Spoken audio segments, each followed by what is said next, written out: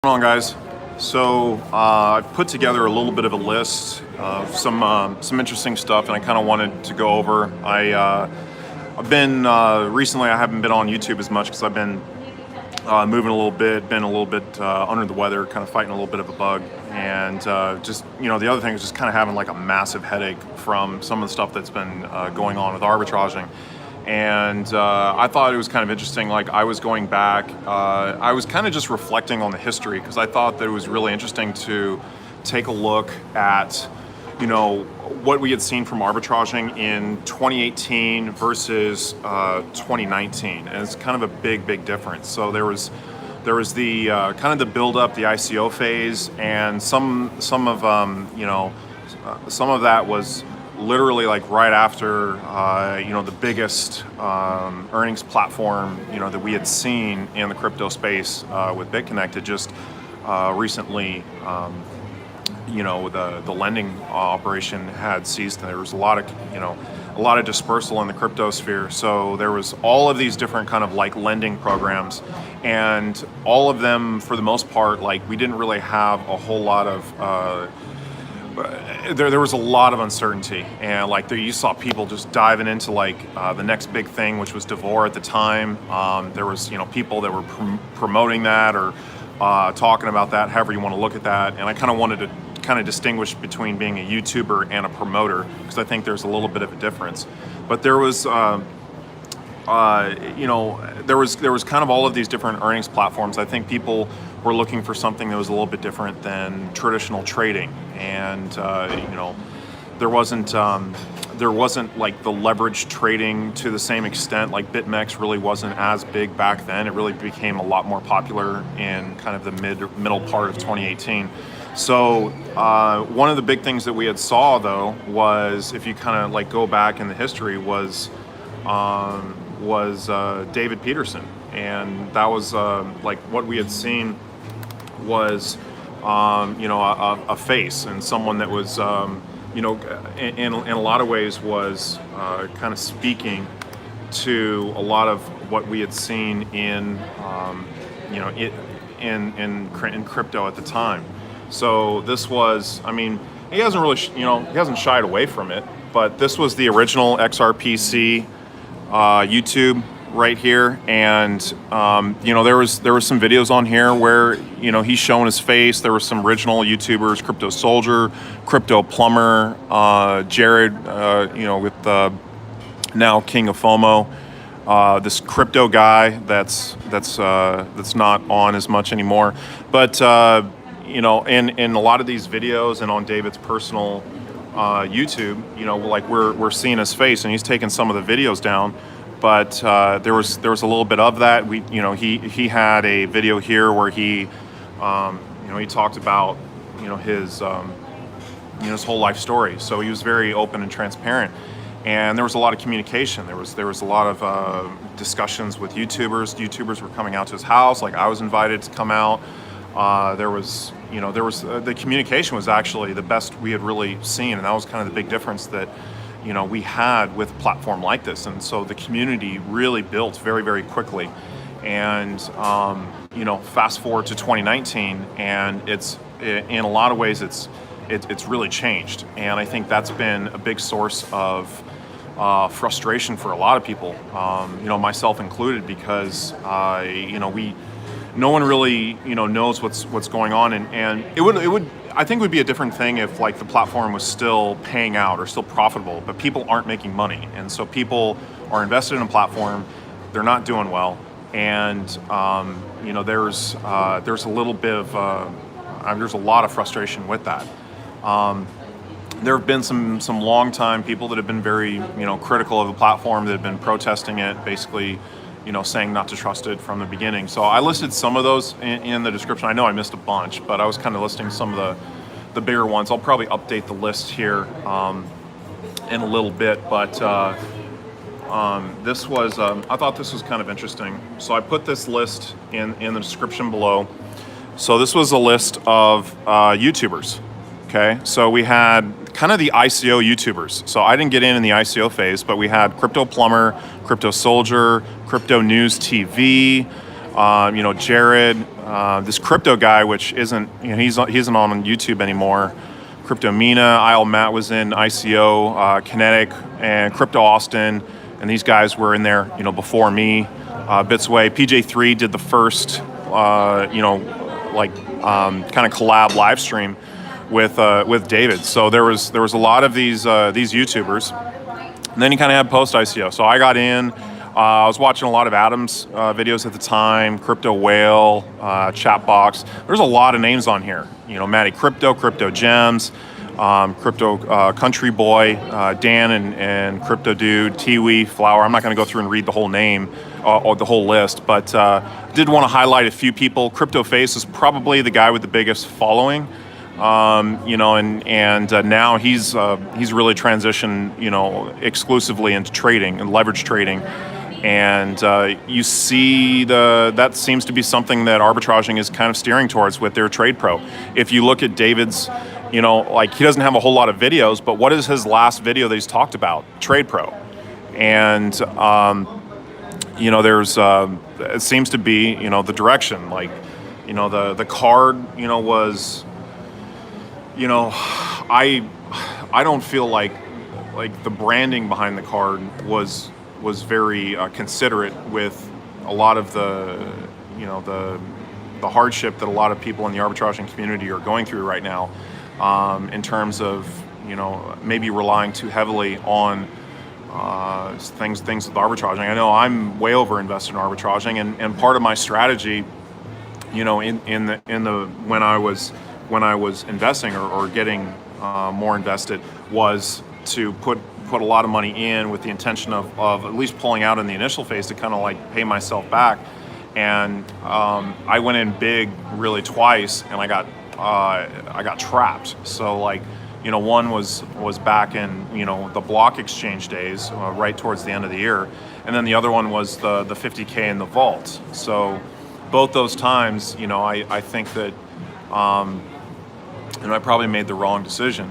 And you know, like I especially with the 50K in the vault, you know, like I got really hammered on that one because you know, part of that was I wasn't getting full payouts, and I had a lot of frustration with that. And the only way to get around that was with the 50K requirement, which was a lot of my frustration was that was catering to like the bigger people in arbitraging, like some of the bigger whales, the people that could really afford it. And that was a rule that came very last minute with Aussie's development and his announcement. So you know, I bought in at like 4, almost 5 times the price that it is right now. And I think one of the biggest frustrations that a lot of people are having recently has been, you know, the market has really started to turn. It's really starting to become bullish. You know, we're probably going to see 10,000 Bitcoin perhaps by the end of the week. I mean, it's really, this is kind of frustrating in a sense, because it's like you feel like you're missing out on a lot of the gains that are in the market. I mean, you hope that, I think we all hope that arbitraging comes back and is more, you know, is able to, you know, honor its commitment to its investors. But I think some of the communication lately has been the total opposite of kind of what we had seen in 2018. You know, I think a lot of people, YouTubers, investors, these people that got involved with arbitraging, one of the big reasons they got involved was because of the communication, because the communication was much better than a lot of other platforms, and that's not necessarily the case anymore. And in fact is actually kind of a sore subject. You know, like I was pretty adamant about, you know, certain things. Like I got banned in like 5 different arbitraging groups, you know, several months ago. And like there was a time there where, you know, my Telegram chat, Clover chat, became the outlet for a lot of people that were getting banned in the official Telegram groups or some of the other offshoot Telegram groups, because there was all these kind of different communities. And you know, like I was asleep during the day for most people in America, and so they would get into my group and just, you know, hash it out. It was at least a free place for people to talk about, things without fear of, being reprimanded. And, I'm not going to go too much into kind of what's been going on lately, but I think that there's been a lot of criticism behind, admins, requesting, account information, from Telegram groups, and some of the stuff that's been going on inside some of those Telegram groups. There's just, it seems just to be like a lot of unnecessary. I don't know. It's just, the whole thing just gave me a massive headache over the last several days, and I just kind of got away from it, but feeling a lot better now. But let me check on the chat a little bit. A lot of these YouTubers is we haven't, have stopped making, YouTube videos. I think that was something that that I was bringing up, like, because now what you have is you have promoters. People are getting paid to do videos. Now, all of these guys, previously, for the most part, at least to my knowledge, didn't get paid, with a few exceptions, to do content for arbitraging. And then you have, now this kind of new class, because a lot of, all of these people, for the most part, are not doing videos on arbitraging anymore, or at least they're not doing positive videos. And so there was a kind of a campaign to start, paying YouTubers to do 10-minute videos. This was interesting because it allowed, new YouTubers to get some exposure. They were able to, earn a little bit of income by doing videos. And I'm very supportive of people that are trying to become, trying to get into space and be a crypto YouTuber. So, I encourage people to come in and as opposed to shilling links or that sort of thing, do a video, talk about it, and put your link or your referral link in your video and post it in my chat. I'm supportive of that. Not a whole lot of other people are, because it's kind of taking away from maybe some of the things that they're doing. I went through and I was kind of looking at some of the top videos. So I put this also in there, the top 5 videos. I thought that was kind of interesting. Shoemoney, back in August, had a video, kind of a tutorial.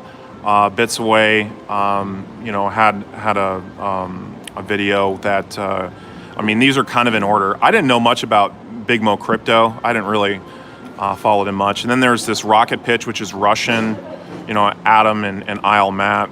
And then you have TMG and Crypto Advisor that have the top 2 critical videos. But in terms of the promotion of arbitraging, they didn't spend any money on marketing, none.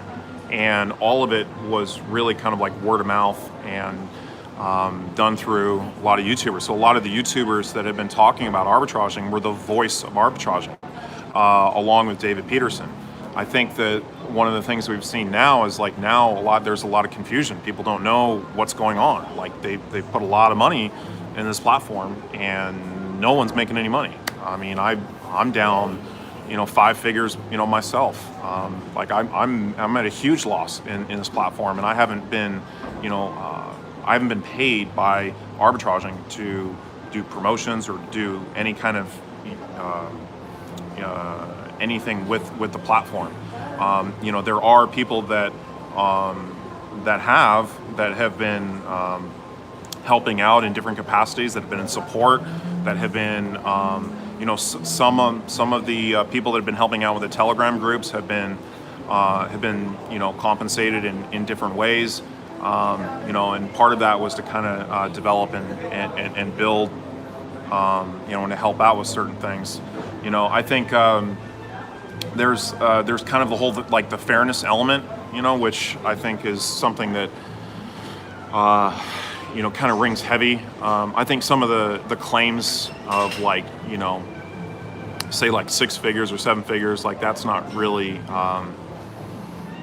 accurate, per se. There's not a whole lot of people that are making that kind of killing in arbitraging, but there are people that are kind of helping out. And there was this multi-million-dollar deal. Well, I guess it wasn't multi-million, but over $1 million with the whole wrecked marketing in Russia. Maybe that had something to do with, you know, basically one of the top videos outside of the US was in Russian.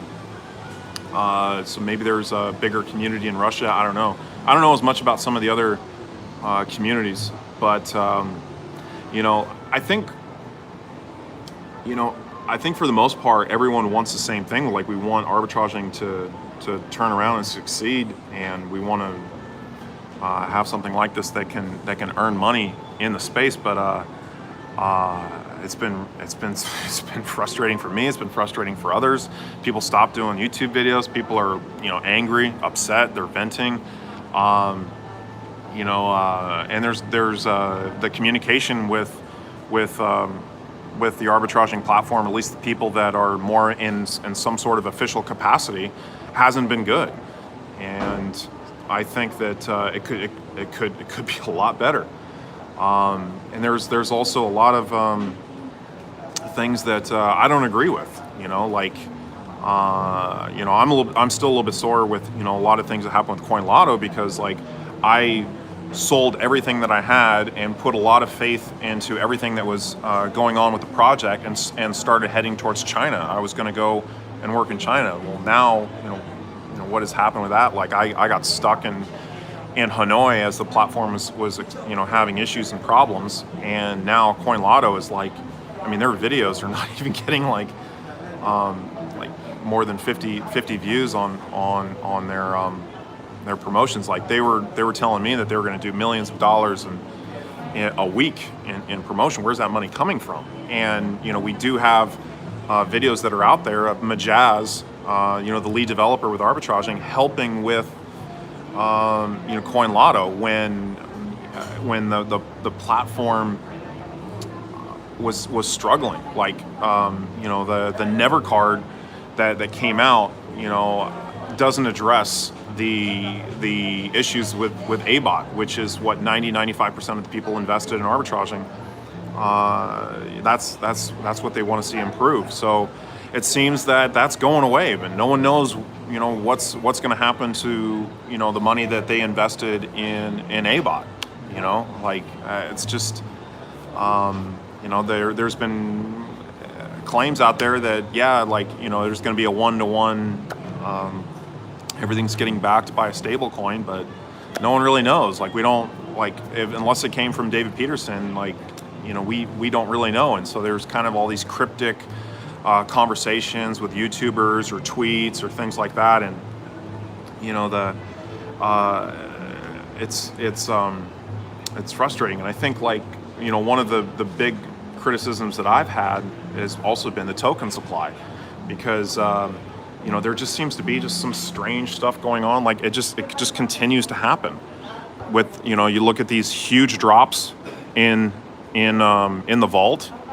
You know, like this is, I doubt it's you know, somebody, you know, investors that are doing this. So it just seems that this is happening internally with the platform, and no one can withdraw now. Like that's been like a big, you know, one of the unspoken announcements. You know, we have this announcement, you know, the 72 hours that, you know, something's, you know, coming, and then, you know, 4 hours before the announcement, they, you know, it came out and said this doesn't have anything to do with ARB. You know, this is something that's separate.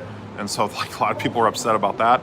And then the announcement was really a non-announcement. It was you know, it was an announcement about an announcement. So, you know, it's, and the withdrawals are not working. You know, no one can withdraw ARB off the platform, and there's been some issues with the token supply. There was kind of the whole minting function. Like, you know, David had a response to that in terms of like the you know, the initial creation process was, you know, was to swap from the XRP token. This was kind of the statement that he had.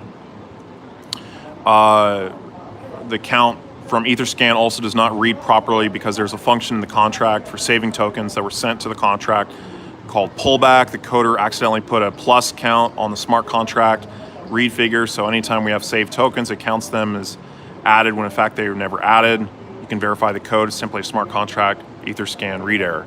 Because there was a big issue with, like, you know, if you go to Etherscan, it's like 110% 80% of the token supplies in, you know, the top, you know, token holders, which, you know, doesn't make any sense with an 8.9 million token supply. And so it seems as though, you know, when you start adding up all of the tokens everywhere, that you know, the numbers don't add up, they don't match up. So you know, you look at like a token that's gone from, you know, $25 to 4 cents. You know, like BitConnect didn't even drop that far, like, and it had like a 10 million, you know, circulating supply. You know, I mean, it's you know, the problem is not necessarily the number of tokens, you know, on the blockchain. It's the number of tokens that are not on the blockchain and what's internally, and that is, I think, something that is still kind of an unknown, and there's no real clarification on that. And you know, the proof is in that you're not able to withdraw. And then there was this, you know, cryptic announcement that came out.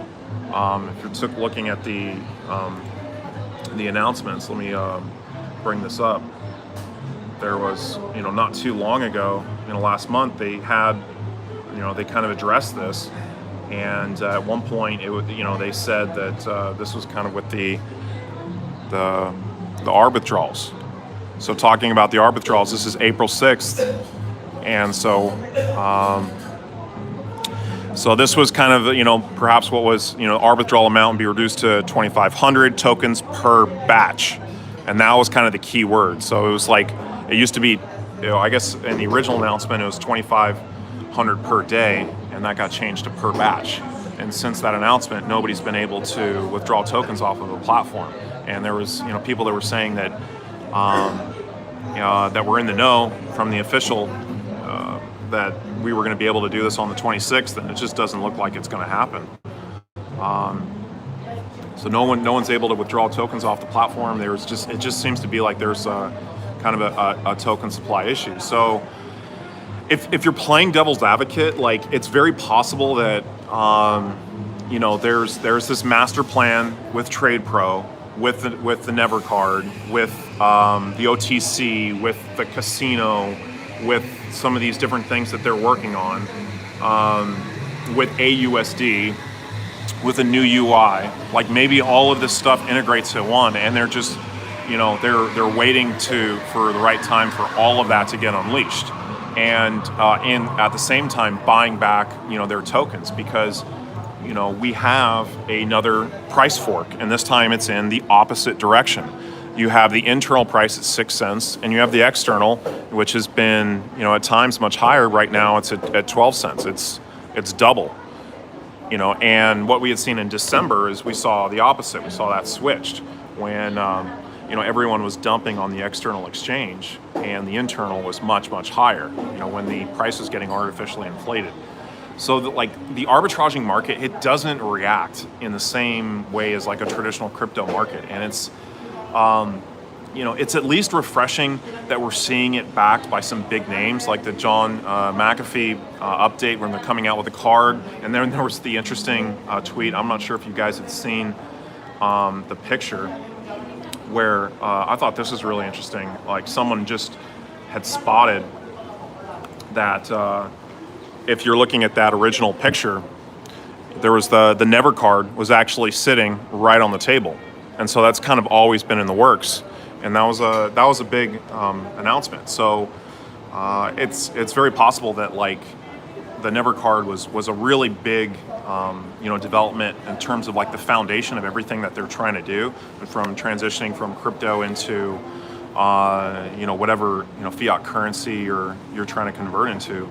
The unfortunate part is it doesn't really affect the earnings or the main issue, which is people aren't earning money in the platform. It's a big difference from 2019 as opposed to 2018, when everything was running really smoothly. So let me check on the chat a little bit.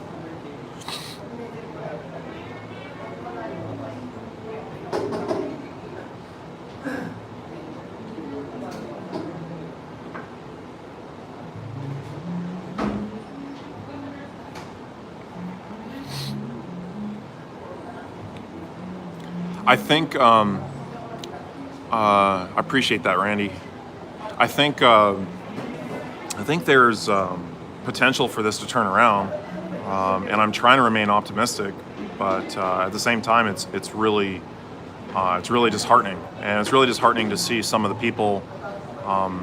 You know, I'm not going to name names, but it's really disheartening to see some people and some of the things that they're talking about on Telegram. You know, and some of the things that they're spreading. One of the other things I kind of wanted to talk about was the difference between Telegram and Twitter, because those seem to be, you know, at least currently, you know, the two places that investors are going for information. Like they used to be going to the YouTubers.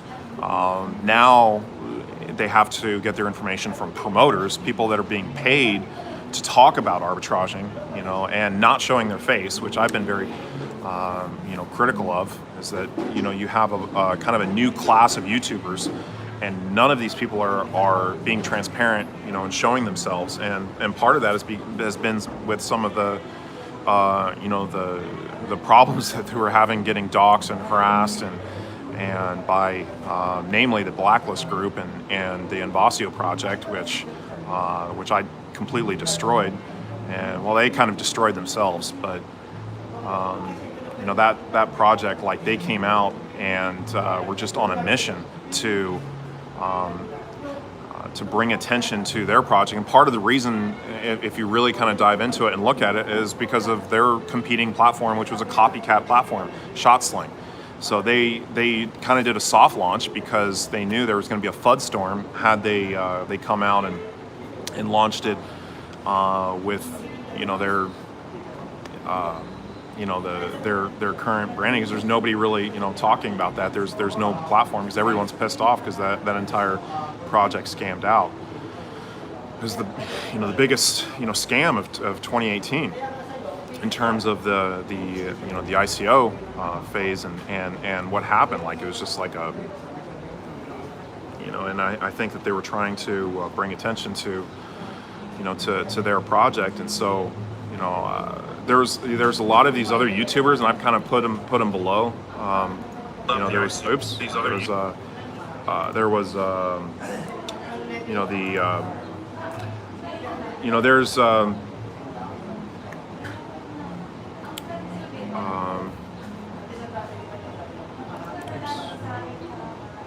there's the Captain Obvious, Gandhi, and he has like this. He has a secondary account that he posts from. Time is Crypto, which he hasn't been doing as many videos. That Martini guy's only really done one video, and he doesn't really, you know, fully. He's not really that invested in arbitraging. He hasn't really done a whole lot of research, but he did make a song. So, and then you know, there's been a few others, and I guess there's a lot of people that were kind of like original YouTubers that have been talking about it that have turned around and are just like, you know, really upset and kind of venting that on you know, on YouTube. But like I don't really see. I just I don't know. Like it's. I don't think that they're going to I don't see arbitraging scamming out. Like I could see it as something that could take a long time to build back, because it's going to take a lot of time and trust to kind of repair, you know, some of the damage that they've already done. Now perhaps if you unveil Trade Pro and that comes out, it kind of markets itself. But you know, in terms of like, if you look at some of the top videos, like there's not an arbitraging video with more than 10,000 views on YouTube. So it's still very early. It's still a very kind of new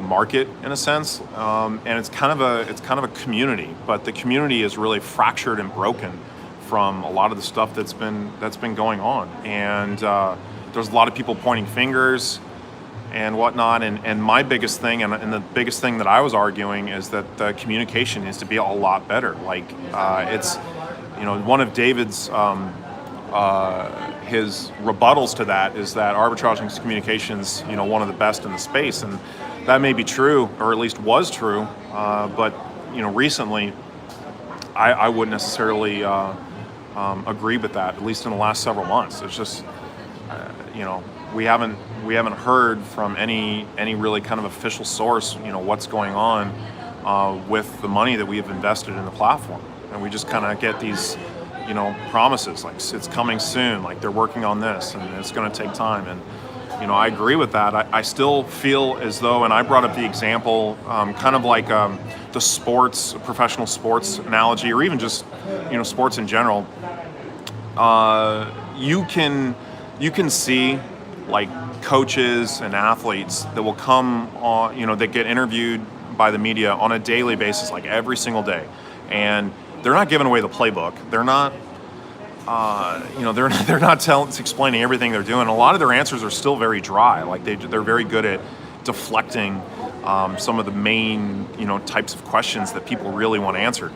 And I think that's a good example, because I really feel that there should be an outlet. There should be, companies hire, public relations departments and to kind of, speak on their behalf. And so, like, one of the rebuttals to like my analogy, like the, the sports analogy, was that like this is a company. It's, there's a lot of CEOs and people like that don't even talk to their investors. And I was like, yes, that may be true. However, we're talking about crypto, which it's completely different than like the traditional business mindset. So for one, with arbitraging, we don't really have like a company, or at least a legit company address or license. And like even David, it's not his legal real name. Like I still refer to him as David Peterson, just like I would want people to refer to me as Clover. But it's kind of a different dynamic. Like if you were in a business setting and you were going under kind of like a moniker, or like a your a YouTube personality name, it's not very business-like. So it is a little bit different. And I feel that the communication that that arbitraging could do is you could have somebody come out showing their face, answering some of the investors' questions, or at least doing what they can, and not coming out and creating official groups and then just banning anybody that is kind of voicing their frustration, or even just voicing legitimate questions in terms of what's going on. I think there's a better way to handle it, I guess, is my biggest gripe with the situation.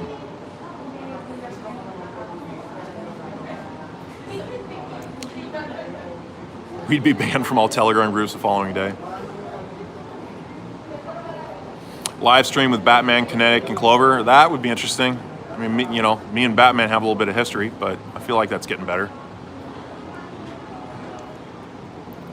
But Batman, if you remember, Batman was one of the original biggest fudders of arbitraging, and I became kind of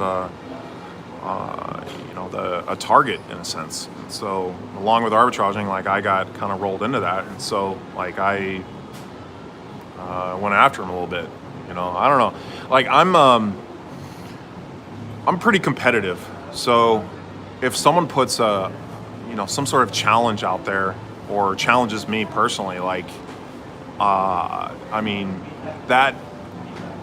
lights a fire underneath me and drives me to at least respond. Sometimes maybe I get a little bit too involved, because like some of the stuff, it doesn't pay.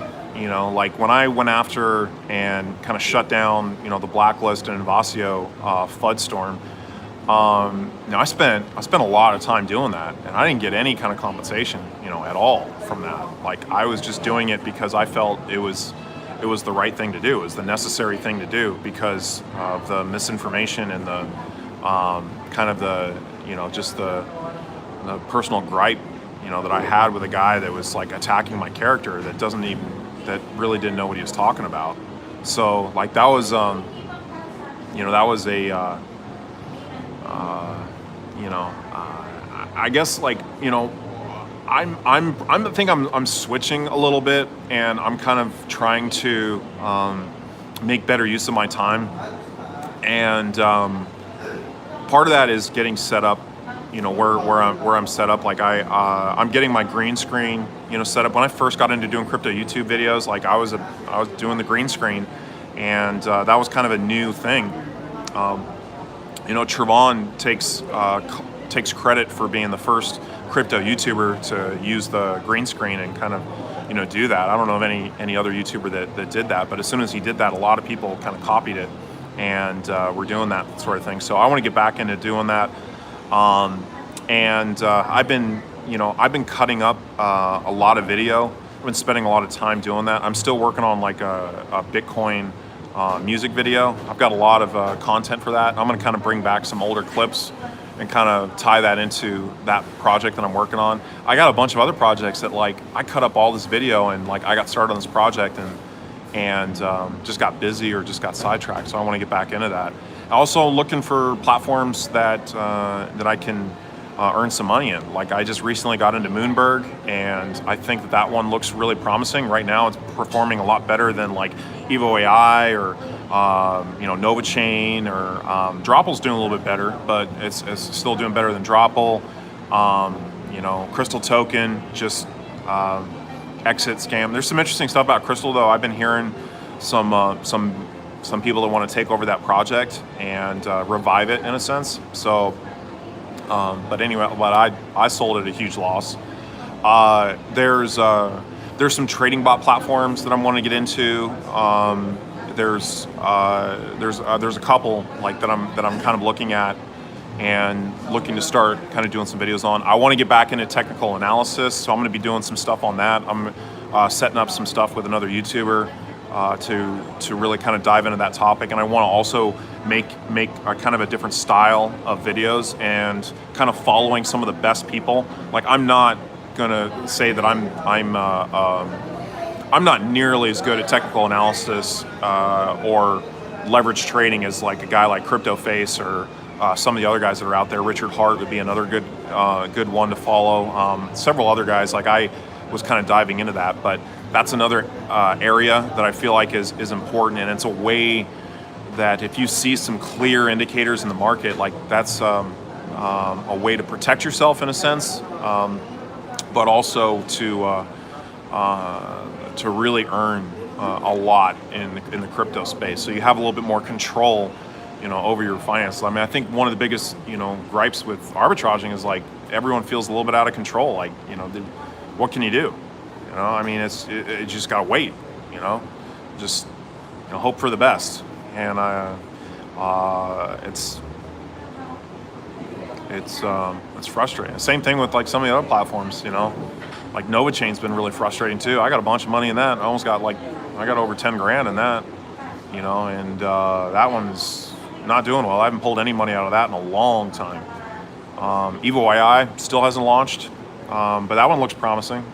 Supposedly they're going to launch here this next month. So I think in like, I would say probably in a week or two. I feel like some of these things are going to get better, but shit, in a week or two, Bitcoin might be $10,000, $11,000. It's kind of a missed opportunity there.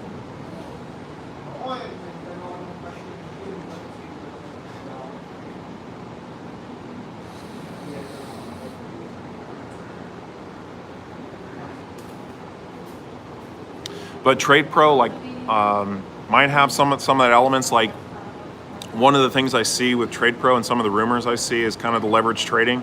So there might be some integration with that, but I don't know. Like, I feel like they're gonna have to regain the trust, like for people to hand over like their API keys to get into some sort of internal leverage trading. Like, BitMEX has already had a lot of rumors that there's certain pumps and dumps or things like that on BitMEX that are liquidating traders, for personal gain or that sort of thing. So is it possible that, you know, like that's going to be something that I feel like arbitraging, if they're going to come out with Trade Pro and that's the end goal and the end game, they're going to need to build trust, some transparency, you know, there. I mean, people are still, like the sell pressure with arbitraging is immense. Everyone wants to pull their money out, you know, and it's been like that for a long time. So, you know, they, you know, I just like, and we're not really getting any kind of, you know, updates in terms of, you know, what's going to happen with that.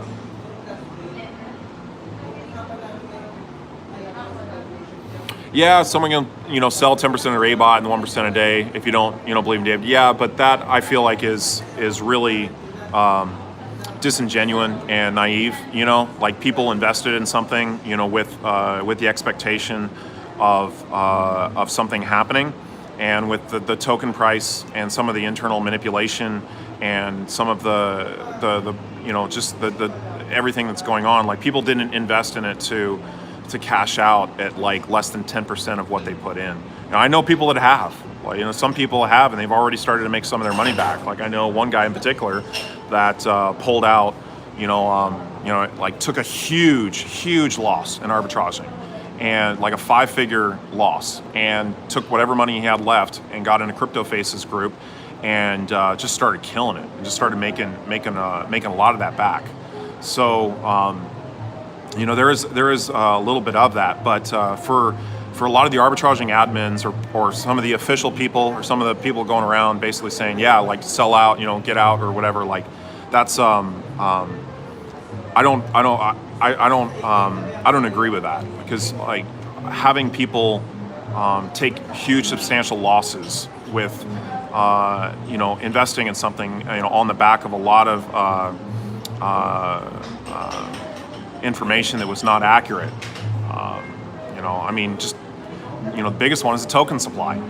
You know, the price would not be where it's at, I feel like, if there was actually 8.9 million tokens on the internal and the external. You know, I hope I'm wrong. I really hope I'm wrong. But until I'm proven wrong, I really feel like there's way more tokens. And I think that was part of the block exchange. Like the reason the block exchange was needed at the time was because of kind of the crypto winter that was coming up January, February. And if the price had gotten too low, they weren't going to be able to pay out some of these bigger ABOTs. Some of these people that had, you know, manipulated their ABOT and gotten into, you know, like there's some people that have, you know, 100x'd on their ABOT in terms of their, you know, investment. I certainly wasn't one of them, but there's people that have put in, you know, say like $1,000 and turned it into 100K ABOT. You know, right now you're getting 20x on your money. You know, and I don't feel like that's fair to a lot of the people that invested, you know, earlier in the platform. So, like I don't agree with that. I don't agree with some of the communication from some of the people in some of those some of the groups. And you know, there's been a lot of criticism towards the unofficial, you know, group that I'm an admin in, and I don't feel like it's warranted, because a lot of the stuff can be easily disputed and proven false, and so there's kind of like this internal war. Like it's seen as like, you know, that group is like a fudder group, and it's not. It's people that have lost a ton of money in this platform and are looking for answers and not wanting to get banned and not wanting to, you know, have their voice silenced. Like that's not good customer relations at all. Like when you are silencing people that have been crushed in this platform and are searching for answers, and there's no answers, and when they're asking questions about some of these things, like, you know, why are my ARB withdrawals not working? Where's, you know, why can't I take money off the platform?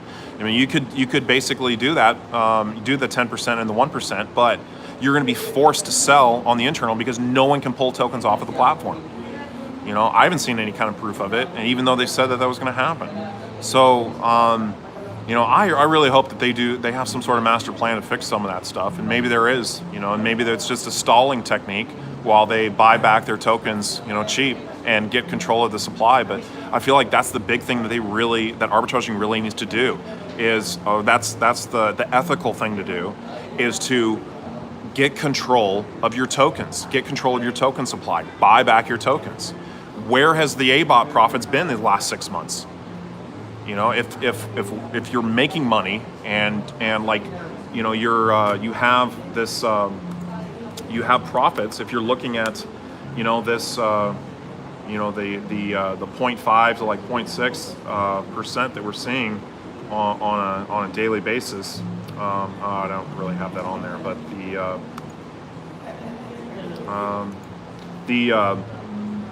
you know, like the percentage that ABOT's making is BS. Like no one's making, you know, 0.5, 0.6%. No one.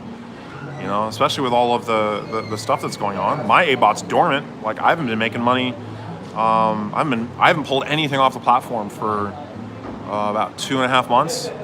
So people will stop being negative and will be more positive when they are able to get, you know, if they're able to earn money, which is what they signed up for. A lot of people invested in this platform did not sign up for, you know, to have their capital locked, especially during a bull run. You know, like that's there, and I feel like if you're going to take that approach, that, you know, people that are upset and they want to leave, you know, you should honor the at the very least the money that they invested in the platform at the dollar value, not the you know, not the decreased value. If they put in $10,000 and they say, you know what, I want out, then give them $10,000 of their investment back, or at least, you know, what they earn back. But you're not seeing that. You're seeing like someone put $10,000 in or something like that. We'll offer you $500, you know, $1,000 after fees. You know, that's not a viable, feasible solution.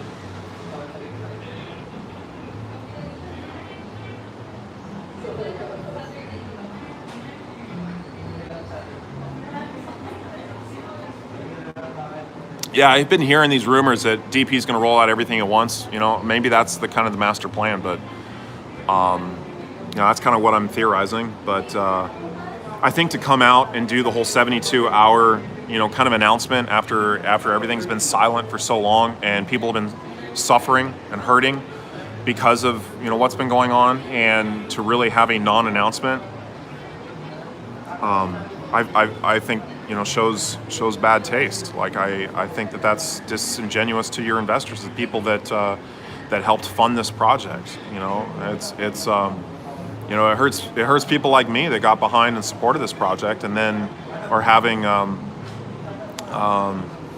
you know, or receiving a lot of the, you know, the negativity, you know, behind it. You know, because there is no like David's not coming out and getting that negativity directed at him. So that negativity is falling on the YouTubers. It's falling on guys like me. It's falling like a lot of those YouTubers that I was showing, or some of the promoters, like, you know, like some of these arbitraging promoters that are being paid to do videos. They have all their comments turned off and they're not showing their face, so they don't see the negativity. You know, they're not courageous enough to endure some of that, and it's not like they're really warranted or they deserve to have that directed at them, but. I feel like there needs to be a public relations, a public relations person, someone that's showing their face, that's answering some questions, or at least, you know, coming out and you know, addressing the community. And I don't feel like that should be on David's wife. Like I don't feel like that's a good move at all. I don't really feel like she should be as involved as she is. I've met her before. She doesn't understand the history. She doesn't understand a lot of the inner dynamics of the platform. She doesn't understand, you know, some of the conversations, you know, that have happened previously, some of the history of the platform. I think she's really, you know, just defending her husband. So, you know, but I want to, you know, I'd like to see, you again, like just better leadership, with the platform, like better communication. I think that's the biggest thing that's lacking. And I feel like what's going on is perhaps there's a reason for it. The reason perhaps is to keep the price maybe artificially low so that they can get regain control of their token supply and then come out and just roll everything out at once. But who knows? If they did, it would be a monumental comeback. But I think the biggest thing when you're looking at this is investors. Just looking at the charts. You had this pump in October. You had this pump in kind of like early November-ish. Then you had the block exchange where they kind of artificially pumped the price after everything was kind of really trending down, and that really pumped the price, and then boom, it's just flatlined. It's flatlined for a long time. And this volume right here is also it's not real. Almost $250,000, 99.9% of the volume on ETH Flyer. That's not real. So I don't feel like that's very genuine as well. When you're having, when you're looking at the internal volume on the exchange, it's like it's not anywhere near that. So.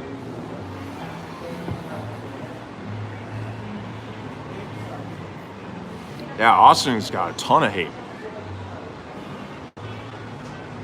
But in a sense, he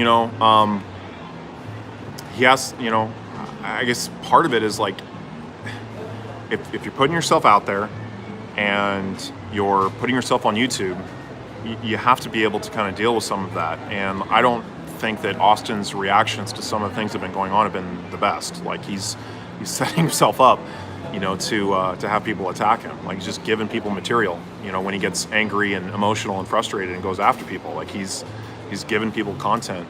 That's what they want. They want to trigger you. They want to get, under your skin a little bit and rile you up.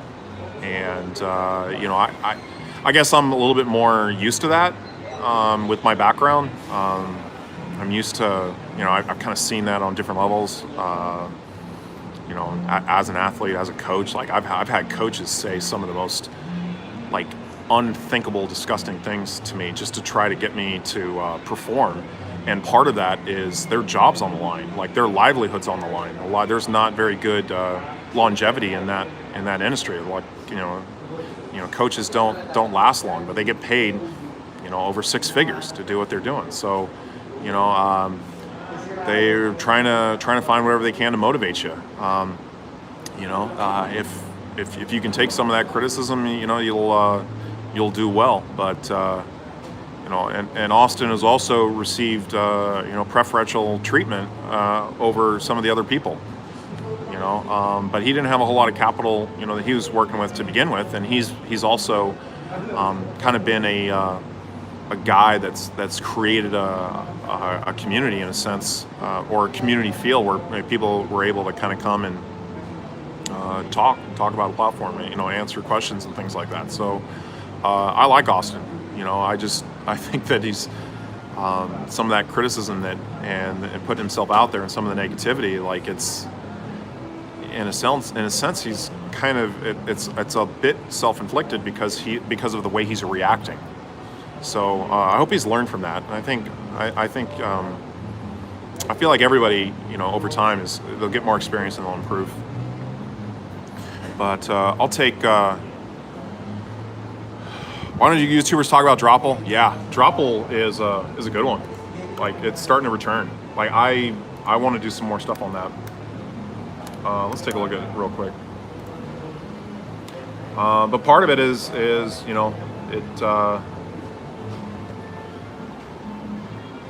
Still like the pricing, it's kind of has a similar pricing, but the volume's been up recently. They got some new developments, but that's another project still am down in. Like, I invested in it, and the money I put in is not worth what it is now. So, I hope it improves, and it is somewhat improving, but it's not there yet. I don't know. I mean, if people are making money in it, I feel like they're going to talk about it. And there's also a difference between being a YouTuber and a promoter. Like, if you're, I'm trying to, as a YouTuber, trying to find some of those things. Like, I'm not being paid, by Dropple to talk about Dropple. So, like, if it starts to perform, I'll talk about it. But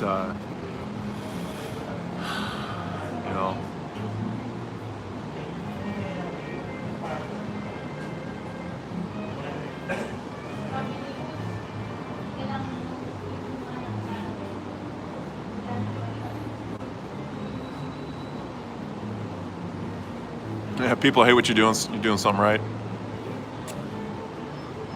There's some truth to that. Like, I know there's the whole thing with, like, bullies. If someone's getting bullied, and a lot of times, like, secretly they actually like that person. They're trying to get them to change. Or they wouldn't show them as much attention, I guess. In that sense. So I guess I'm pretty open-minded when it comes to some of that stuff. But I don't know. Like, I can also hold a grudge too. And that can be really, really hard to to get over. But from I know, like back in my athletic days, like, there were some guys that were, I guess, considered bullies, like, in the athletic realm, both in basketball and football or whatnot. And I probably hated their guts for a little while, but maybe after some time, give it some time, and things change a little bit, and then you start working together, or maybe you run, like, rival teams or something, and then all of a sudden you're on the same team. That changes a lot of things, and then you're kind of working together, and a lot of that stuff can really change. So I feel like sports is a good analogy because it can be applied to a lot of different things, and there's a lot of crossover to everyday life. So I don't know of any other crypto YouTuber or anyone really in crypto that really has an athletic background. Like, there's a couple of people that are invested that have an athletic background, but like, I know, like, I've tried to bring it up from time to time, but there's not a whole lot of interest in it, which is, I guess, it's a little bit refreshing, because, like, I've been in sports for so long. I kind of wanted to get away from it. I'm not really engaged with it, or I don't really have the interest there anymore. Like, I've already done it for 20, 30 years.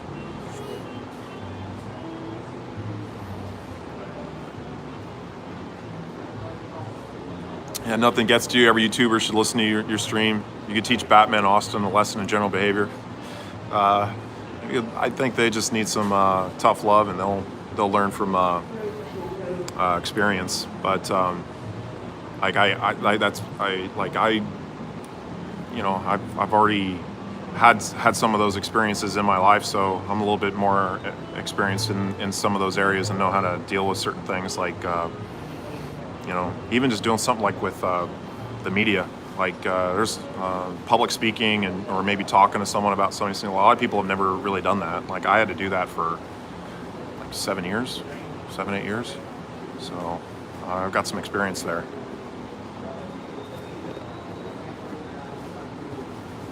But I'll probably take a few more questions, keep this about an hour. But I'm gonna Clover, yeah, made Captain Novice made a parody of you called Clover Dance. I don't mind people poking fun at me. I think it's funny sometimes. Like, as long as it's not like, I don't know, it goes too far, I guess. But you have to be able to make fun of yourself in a sense. Like, you can't take everything so seriously. Like, I think so. I really like. I've been focusing, like, Telegram chat a lot more on memes and humor and that sort of thing, because it's kind of lightens the mood a little bit. It puts people in a little bit of a different, maybe lifts their spirits, even just for a little bit. But I think a lot of memes and some of those things can speak truth to some of the idiocracy or some of the stuff that's going on. Like, you laugh because it's true, and like you can relate to it. So I'm doing some more work on that. Like I got a lot of stuff on my computer I've been working on. So I'm gonna try to get back into doing videos. I know I've been out of it for a little while, but try to get back into doing videos a little bit more regularly. More published videos too. Published videos, they take so much time. So yes, I left my donation addresses below. The Patreon account is something that's still a little bit new for me. Donating on some of these live streams with super chats is also helpful. That helps that helps support my channel, especially here in the Philippines. It doesn't, I don't need much really to live on here. My rent, I just moved in this place. My rent's $114. It's cheap. It's like the cheapest rent I've ever had.